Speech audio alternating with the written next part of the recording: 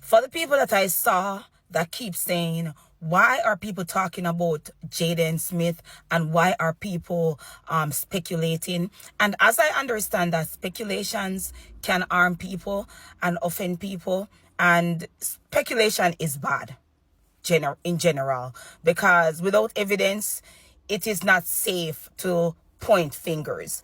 But sometimes some situations are just so fishy that we just have to speculate. We just have to ask ourselves the questions that people are afraid to ask or people don't want to hear. Because tell me why I am just finding out that police just start speaking to people like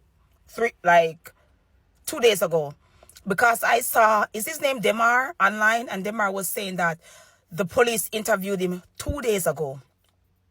Jaden Smith has been missing for 3 weeks. So when you ask questions like that, this is why we do it. This is why some of us talk about it, because of this. Okay?